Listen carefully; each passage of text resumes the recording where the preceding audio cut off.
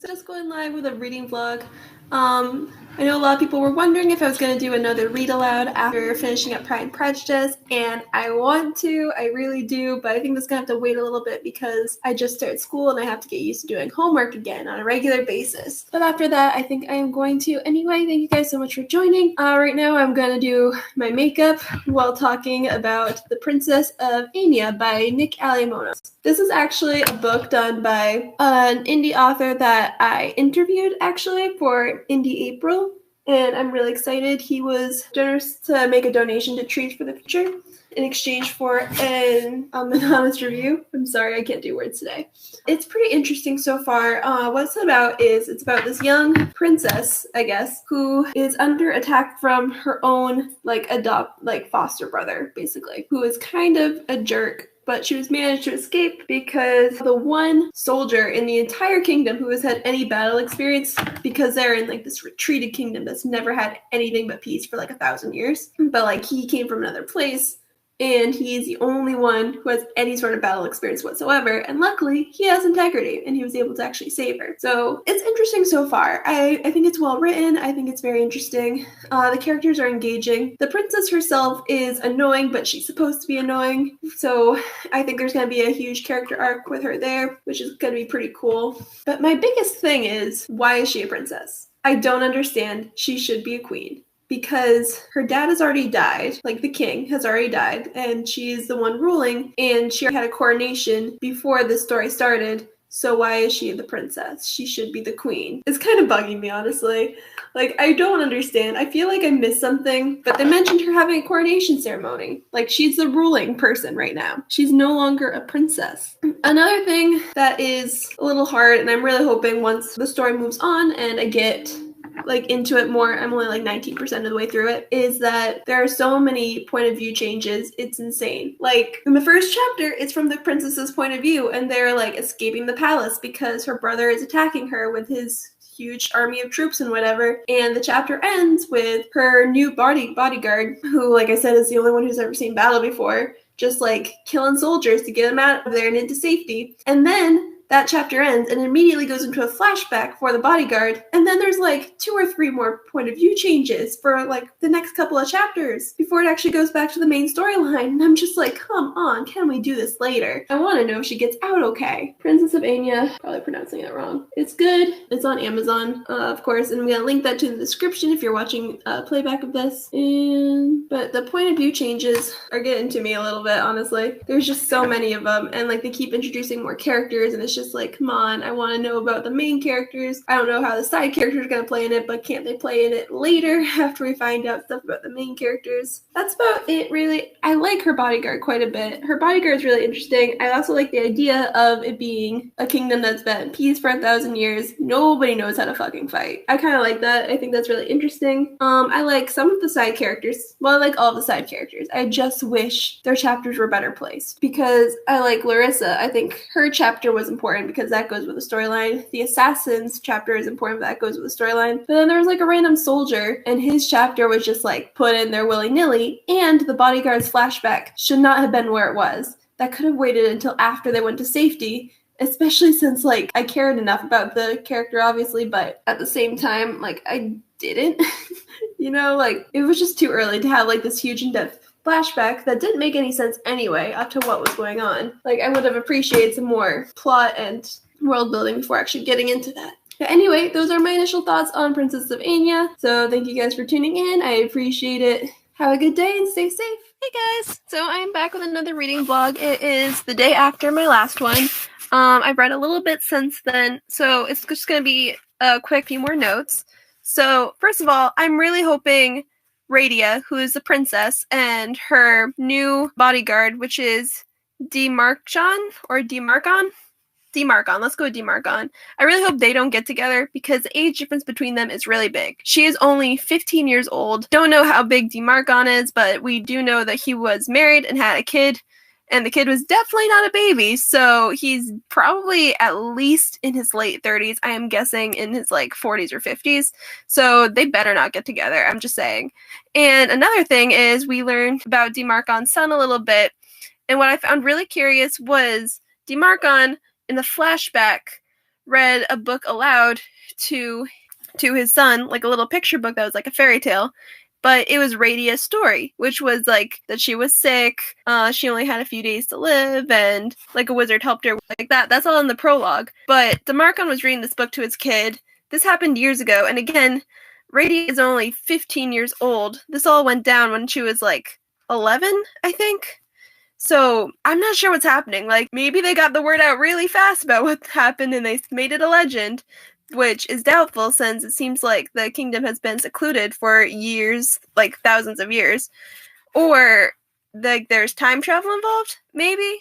I don't know. It would not surprise me because I'm pretty sure this is already taking place in like a post-apocalyptic future, because Radia mentioned reading about like the legends of people of before and how they fought with birds of steel and fire, which sounds an awful lot like airplanes to me. So the story is definitely moving a bit now. I'm really hoping we are done with the new character intros.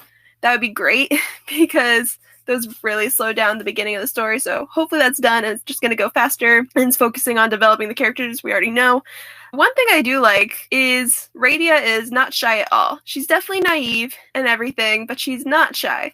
She has no problem just like walking around naked because her clothes got dirty. So she's just like going around in her birthday suit right now in the middle of the woods with DeMarcon, who really wants her to put on clothes, which is kind of funny. It's weird, but like I kind of like the fact that she's not shy about her body because she's already like very childlike and a little immature. So it's nice, like, that she at least doesn't have, like, the whiny insecurity thing going on that I think often goes with, like, childlike and immature characters a lot of the time. So that is nice. That's really about it. That's all I really have to report. I'm very curious with how this goes. I feel like it's a post-apocalyptic future, so that's going to be very interesting to see. So thank you guys for joining. I really appreciate it, and see you guys tomorrow when I've read more.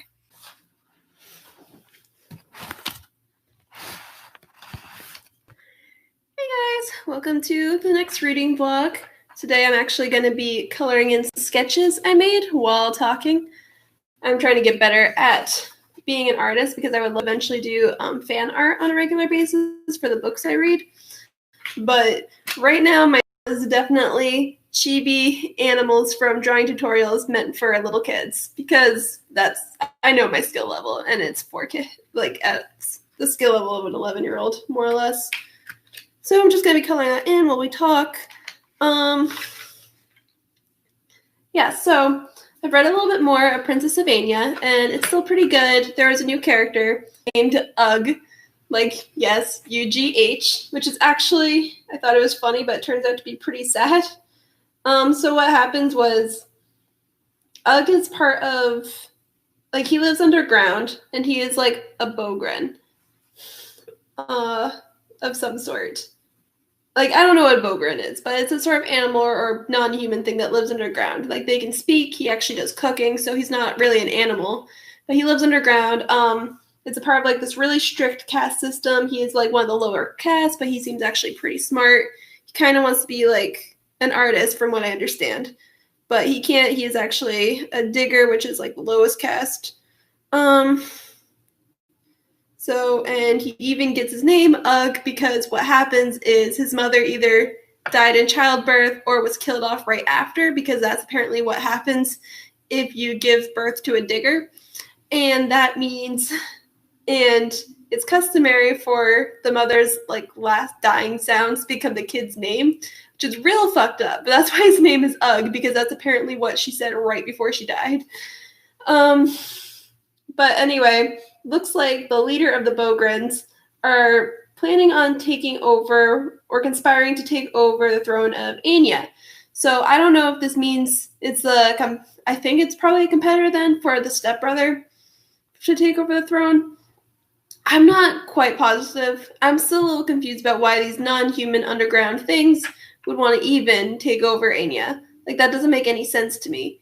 I don't even know what they look like. I don't think they can be that big, but I'm not sure.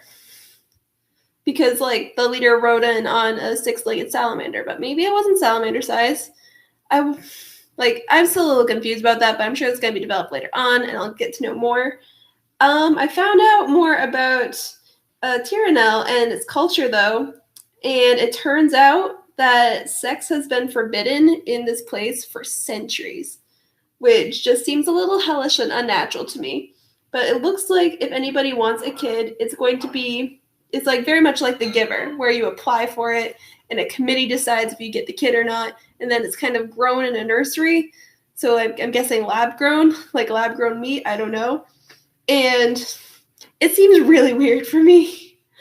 This started because there was a famine going on and they wanted to prevent a famine.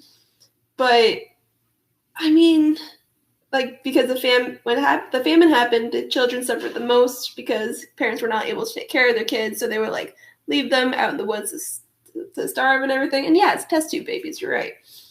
But, like, that just seems real wrong. Like, it seems, if you can figure out how to grow kids in a lab, you can also figure out how to make condoms. And if you just give out condoms for free and just make condoms mandatory or whatever, then I feel like you would have no problem with overpopulation, but that's just me. But it looks like when growing things out of the test tube babies have no craving for sex at all later on in life, so it looks like nobody does sex anymore. It's really weird. It doesn't make sense. I feel like the people would not have rioted if they were allowed to have sex, but that's just my personal opinion. I have no basis of that. But it seems so far very interesting. The city is like more unsettling though now that I know that. Turns out a lot of people are unnoticed. Like, I mean, sorry, that's not what I meant. A lot of people look exactly the same because they're all like bred the same and everything. And it's very odd. But of course there's no like birth defects or like stuff like that because of being test tube babies. But I don't know. It's still weird for me.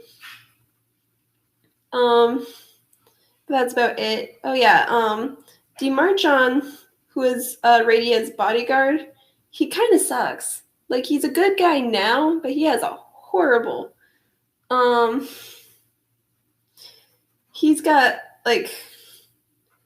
he has like a horrible past where it turns out it was like legal in his country or whatever to rape women as spoils of war, and he did it, and he's ashamed of it now, but I feel a little unsettled by it. Like, I understand that was his cultural thing. It was actually like very legal, very acceptable within his rights, but it was just like, So there's no way that he and Radia can be love interests. Like, that's just weird, right? So probably, like, there's no way. So, but that's more or less where I'm at. I'm wondering what's going to happen with Ugg. I hope Ugg kind of stops the Bogren from conspiring against the throne. I also want to know why the Bogren want to conspire against the throne. So I guess we will find that out later. All right. And I have colored in my little tiger that's pretending to be scary. Isn't it adorable? All right. So thank you guys for tuning in. That's really the only update I have so far. I'll let you guys know more further thoughts as I continue reading and everything. So thank you guys. Have a good day. Hey guys, welcome to my live stream. I appreciate it. Thank you guys for joining. I read a little bit more and it's still pretty good. It's very interesting. The princess and her bodyguard are now actually on a flying ship with a bunch of merchants to get out of the city. Her adoptive brother is trying to take over the throne. He's being really tyrannical and cruel, which is no real surprise. Yeah, so that's all going on. We learned a bit more about Ugg. Ugg seems to be deserting his place a little bit. I mean, good for him, because his society just seems like crap. You can just get tossed into molten lava and die from the whims of your, masters or superiors, and it's not a good place. So I am glad that he is getting out. That's going to be good. And yeah, so that's going to be interesting. Normally, I would expect Radia to get together with this guy who's actually on the merchant ship. His name is Actheros. He's a young man. He has a crush on her. And part of me thinks they're going to get together. But also, I don't, because of how things are in her civilization. As far as I can tell, I know there's no sex. I'm guessing that means no romantic love as well. I don't know exactly how that works. Maybe there's romantic love, maybe there's not. So there's that. There's was a soldier that we were introduced to in the beginning called Otto, I think that was his name. I don't remember. I wonder if I'm going to see him again, because, like, he only came up in that one chapter. So he was actually, like, part of the guards. He was very skeptical about what was happening, because the prince's whole story was that the princess had been kidnapped. Not the prince. So the fake king's new story is that the princess was kidnapped, and he is taking over the throne out of duty. And that's his whole story. There was a foot soldier who was very skeptical about it in the beginning, and we saw a whole chapter from his point of view. I don't know if we're going to see him again or not. And so that'll be interesting. I kind of want it. I want to, just to see him, but I don't know. But so far, it's pretty good. I am enjoying it, and thank you guys for tuning in. I appreciate it. Hope you guys have a good day, and I will talk to you more as I read more. Hey guys, I'm now live with another reading vlog for Princess of Aenya, and it's really good. There was a huge action scene, which was awesome. Radia and her bodyguard Demarcon have escaped, did escape, and they went to a village.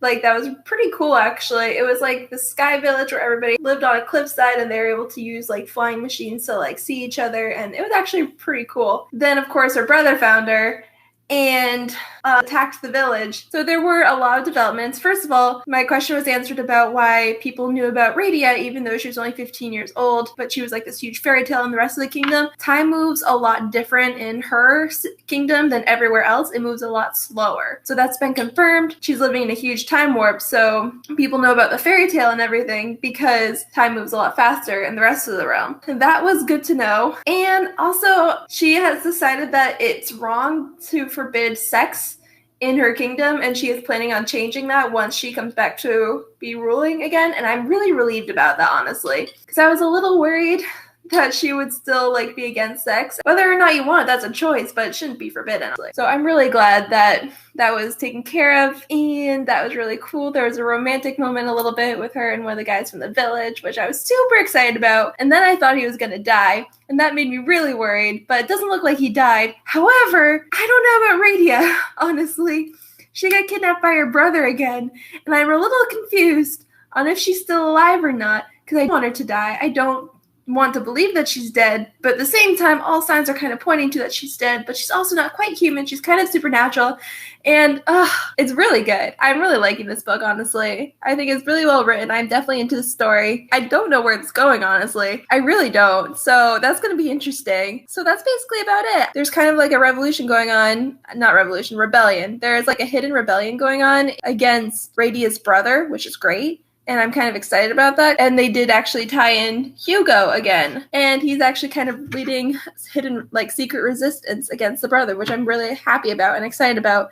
So it's going to be cool to see where they go with that. So I have finished The Princess of Aenya, and it was good. I enjoyed the ending. I thought it was satisfactory, for sure. So this is definitely a book I'm going to have to read again because I missed a lot. I definitely missed a lot. I probably understood about 75% of what was going on. I enjoyed it quite a bit, so I don't want to say too much because of spoilers, of course, but I did enjoy it. I did wish we saw more of Hugo and Essie, who are leading the rebellion in the kingdom.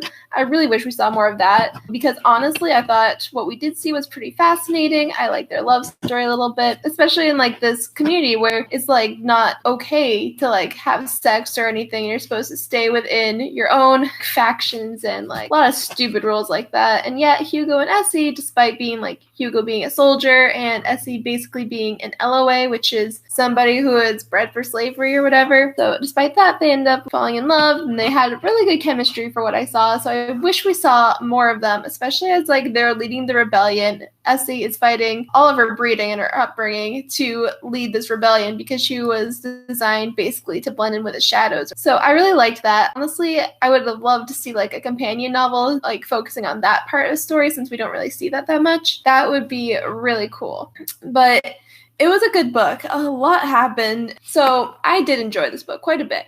But I really wish it was a series, because I feel like if it was a series, I'd be able to follow along the stories a little better, because it would have gone a little bit slower. There was so much happening in this book, and it was good, and it was very fascinating, and I did enjoy the characters a lot, but there was so much. And maybe it's just because I'm not used to reading epic fantasies as much, but, like, it was just really hard to understand everything that was happening. But I did enjoy it for what I did understand, and maybe at some point I will read it again and I'll probably pick up more and definitely probably get more enjoyment out of it second time reading. But it was really good. I'm going to do a review for this book soon on my blog. But I definitely enjoyed it. I wish it was a series and not just one book because I think I would have understood it and enjoyed it more, but it was still really good. Alright, so thank you guys for joining and have a good day. Hi, so huge shout out to Nick Alimonos and Mikel Stricker for commenting on my last videos, and I really appreciate it. If you want a shout out in my next video, then comment down below or comment on one of my upcoming lives. I'd really appreciate it. And have a good day, everybody, and remember to shop local, shop indie, and read for a better world. Bye!